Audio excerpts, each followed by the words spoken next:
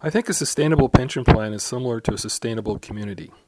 It's simply a plan that will meet the needs of all of its stakeholders over the long term. A sustainable pension plan has 5 characteristics. It should provide an appropriate set of benefits. It should have an acceptable level of costs. It should provide members with a lifetime benefit. It should be fair. It should respect intergenerational equity. Finally, it should do what it's supposed to do in both good circumstances and in bad. Sustainability just doesn't happen. There are 3 levers available to manage sustainability in pension plans: the benefits that define the plan, the contributions that go into the plan, and the investment income that is earned on the contributions made to the plan. In addition to the 5 characteristics, a truly sustainable pension plan will have flexibility in all 3 of these levers. Before I provide you with an overview of today's presentation, let me tell you what this presentation is not. It is not a rant about public sector pension plans. The OMERS plan is fundamental to both municipal employees and employers. It is not a rant against defined benefit plans. And it's not about whether the typical OMERS member earning X dollars per year deserves to have it. What this presentation is about is the stark reality facing the OMERS pension plan and other plans like it. All public sector plans across the country have similar challenges. These challenges are certainly not unique to OMERS. First, I will provide an overview on OMERS and then talk about some of the factors affecting defined benefit plans in general. Then I'll move on to what other governments are doing to address pension sustainability and tell you about OMERS views and efforts to make OMERS more sustainable. And then finally, I'll let you know what a lack of ability to take action has cost the plan. On this first overview slide, you see that OMERS is a large plan. It's one of the largest pension plans in Canada with over 900 employers. Among its 400+ thousand members, we have 266,000 active members and over 120,000 pensioners. We have $60.5 billion in assets, $59.2 billion in actuarial value of assets. Here we see that many of the numbers involved with pension plans aren't as hard as one would like them to be. The $60.5 billion in assets is what's called the market value of assets. That market value, much of it, is based on assessed values of assets owned by the OMERS plan, such as golf town or toll roads or various portions of real estate. In order to smooth out some of the bumps of investment gains and losses, we use what's called an actuarial value of assets for the funding. That actuarial value of assets is $59.2 billion. By taking the difference between the $69.1 billion in liabilities and the $59.2 billion in funding assets, we end up with a $9.2 billion funding deficit and 86% funded ratio. If you look at the little circle diagram, you'll see how the liabilities are distributed within the OMERS plan. And with only 40% of the liabilities associated with retired members, this is still a somewhat young plan. It is not nearly as mature or as old as some of the other public sector plans in the province of Ontario. Since the 1990s, there have been several benefit improvements to the OMERS plan. In 1992, indexing was increased to 70%, and then 100% in 1999. The 30 and out unreduced early retirement provision was adopted in 1992. In 1998, spousal benefits were improved to 66 2/3% from 60%. Back in 1988, they had been improved from 50 to 60%, or improved to 60 from 50%. In 1999, the CPP offset of 0.7% per year of service times earnings up to the YMPE was reduced to 0.675, thereby increasing benefits earned below the CPP earning ceiling by 2%. In 1999 to 2002, there were several early retirement windows. Contribution holidays were in effect from August 1, 1998 to the end of 2002. Needless to say, many of these benefit changes and contribution holidays set the stage for where the plan is today.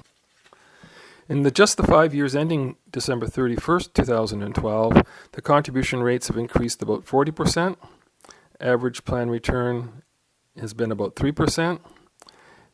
And we have a plan deficit that still requires additional funding over the next 10 to 15 years. It's important to realize, in looking at the funding of the OMERS plan, that contribution rates are not firm, hard costs. Contribution rates are set by periodic actuarial evaluations where assumptions are made regarding many factors including fund returns, inflation, salary increases, life expectancy, etc. So funding a pension plan is not like buying consumer goods. You buy an iPhone or a tube of toothpaste. Once you buy it, the deal's done. Sellers don't come back and say, sorry, we didn't quite get the cost of our product right for that toothpaste you bought 5 years ago, and we need some more money from you. But that's exactly what happens in pension plans when members and employers contribute to the plan, assuming that they've paid for the benefits, but then a deficit occurs later on, requiring further contributions from various parties to deal with that. So we don't know exactly what pensions payable 10, 20, 30 years in the future will cost, but we have to charge something, and we make our best effort to do so. So determining the contribution rates for a pension plan are far from being an exact science, and oftentimes is much more like an art. Funding, or the contribution rate, consists of two components: a service cost component and a deficit payments component. The service cost component is the value or the cost of benefits being earned in the upcoming 12-month period. Deficit payments, like mortgage payments, pay for this deficit that has arisen and shown up in the last valuation. At the last valuation, December 31st, 2012, there was a blended rate of 21.38%, which will start being made in January 1, 2014. This blended rate is a combination of a service cost for active members of 16.09% and a deficit financing cost of 5.29%. In other words, a large chunk of that 21.38% has to deal with financing the deficit.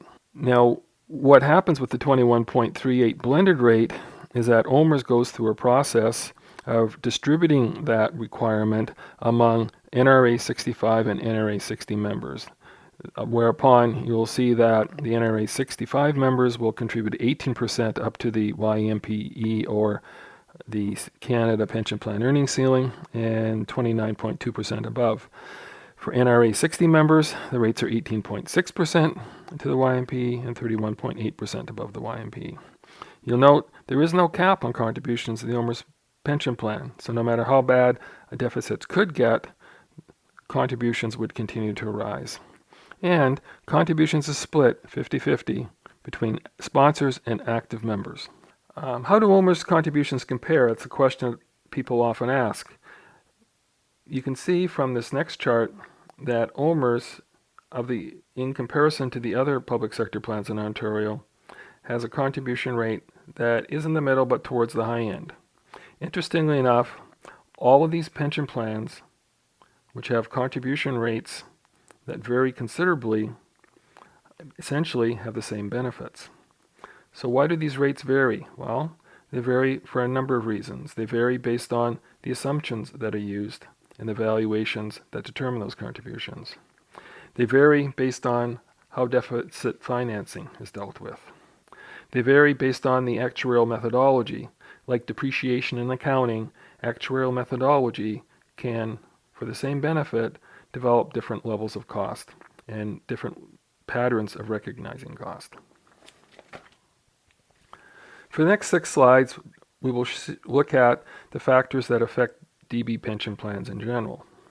We can see that over the last 30 plus years, expected returns on Canadian equity, which is an investment category that is expected to provide a lot of return to pension plans, we can see that those returns have been in the decline.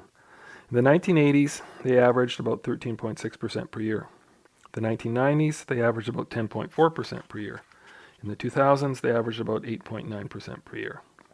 Interestingly enough, all of these factors don't just affect defined benefit plans, they affect defined contribution plans as well. Canadian equity markets have been very volatile. If we look at the 1980s, the top return in any 1 year in that decade was 34.8% positive. The worst return in any given year was minus 9.1% for a range of returns of 43.9%, which gives a sense as to the level of volatility. Interestingly enough, only 1 year in that decade was there a negative return. In the 1990s, you can see that the range is very similar. The best rate was 29.4% for any given year. The worst return was minus 13.7% in any given year for a range of 43.1%. However, in this decade, there were 3 years in which returns were negative. You go to the 2000s, and we can see returns are much more volatile. The top end is not all that different at plus 33.9% in 1 year. But in 2008, we saw the Canadian equity markets return a minus 31.3% for a range in returns for that decade of 65.2%. And again, 3 of the years in that decade, we saw negative returns. And how have OMERS returns compared against other plans? We can see from this chart the solid line indicating the returns that OMERS has seen year by year from 2002 to 2012. The returns of all 5 plans are similar, but clearly not identical. Whether OMERS returns are better or worse can be hard to determine by this, as any given plan will do better than other plans in any given year, and really must look at returns much more over time.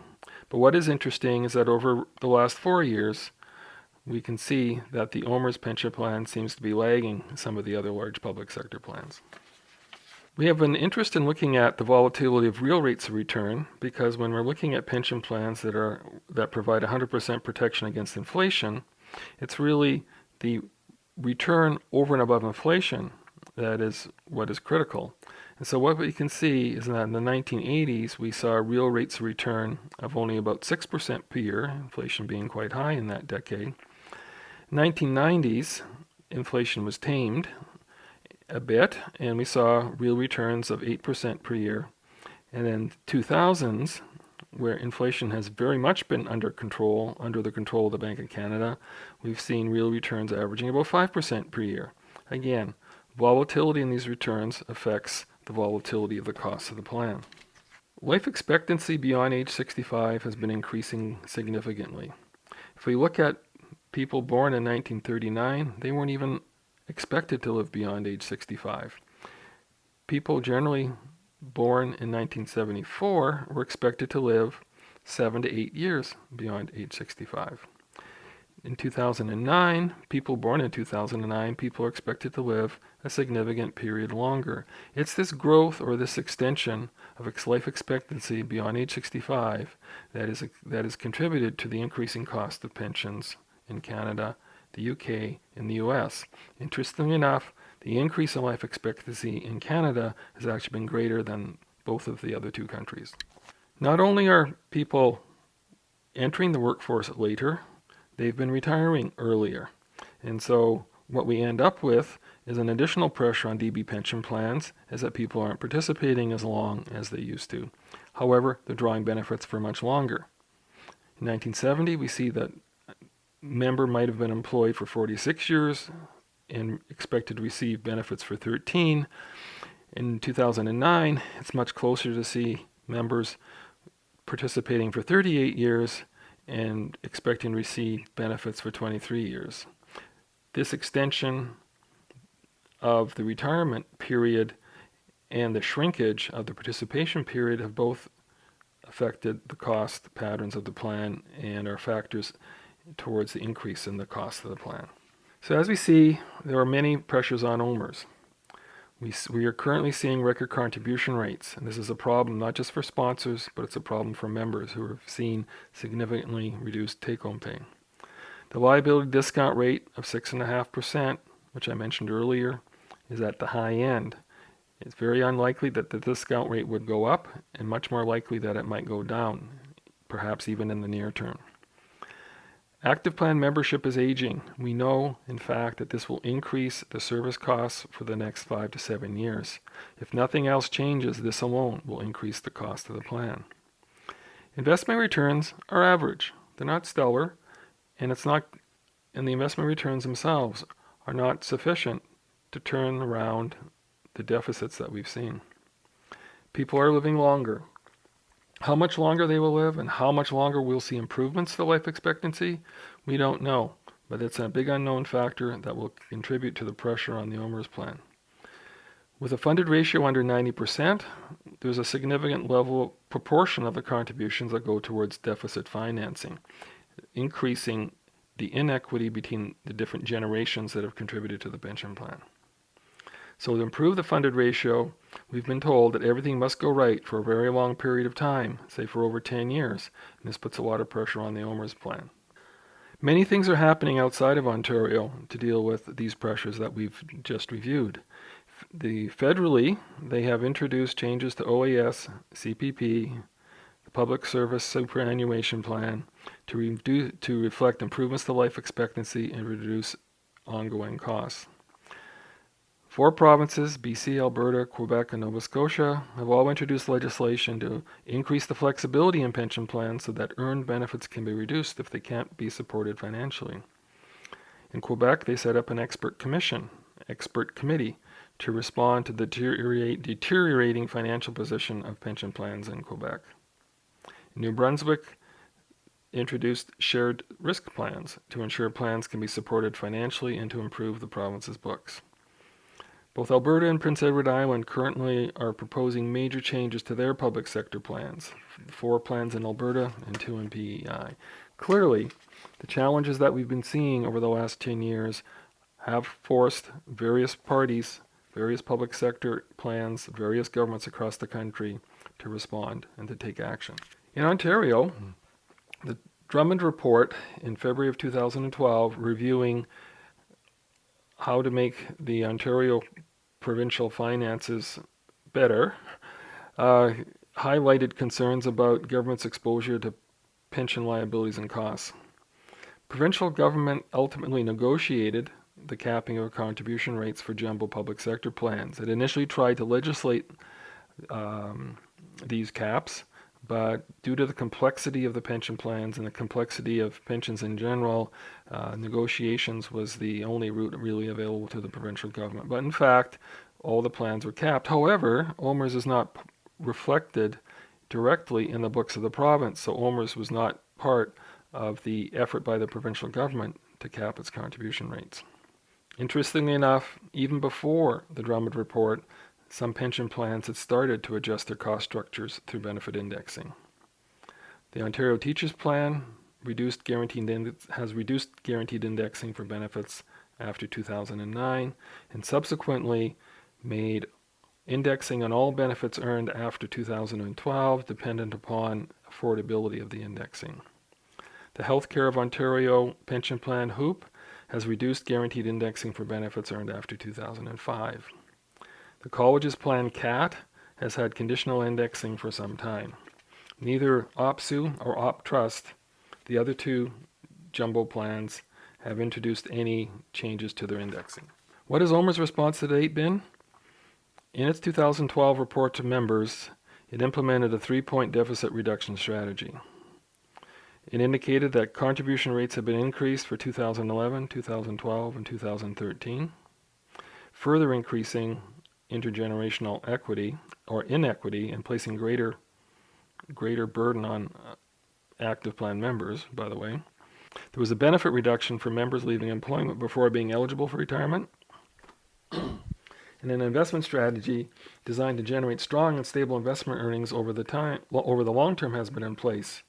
But clearly, this was not a change due to the fact that the deficit exists. And there's no evidence that OMERS' investment strategy actively reflects the problems caused by the economic challenges facing OMERS.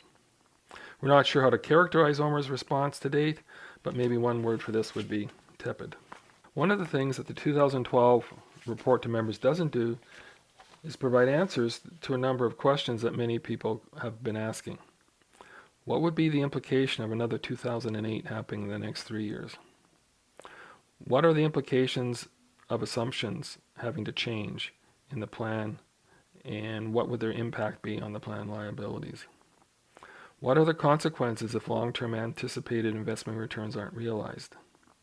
While these issues might be discussed at the AC/SC board levels, there's no evidence of any communication on these issues to plan members. So what's AMO's perspective on all of this? As I mentioned earlier, clearly OMERS contribution rates are too high, hurting municipal budgets and hurting municipal employees. Contributions to OMERS have increased rapidly over the past 5 years, reducing funds available for other needs. There appears to be no public recognition of this problem at OMERS, and that is a problem. AMO's SC reps have not been able to negotiate the 2/3 majority needed for benefit modifications, and they've been proposing benefit modifications every year since 2007 that would have implemented action to moderate the increase in contributions that we've seen. Through MEPCO, AMO has been more active in helping the municipal stakeholders understand these issues. Doing nothing is not an option. Investment returns alone cannot be expected to deal with challenges facing DB plans. Other Ontario public sector plans have shown they understand this by replacing automatic indexing with contingent indexing. The OMERS Sponsors Corporation, the SC, continues to be unable to negotiate temporary benefit adjustments necessary to deal with these increasing contribution rates. Interestingly, had the parties been able to negotiate proposals put forward by AMO's SC reps in 2007, the deficit we see today of $9.9 billion could be $2 to $3 billion lower, and the blended contribution rate we see today of 21.38% could be lower by 3%.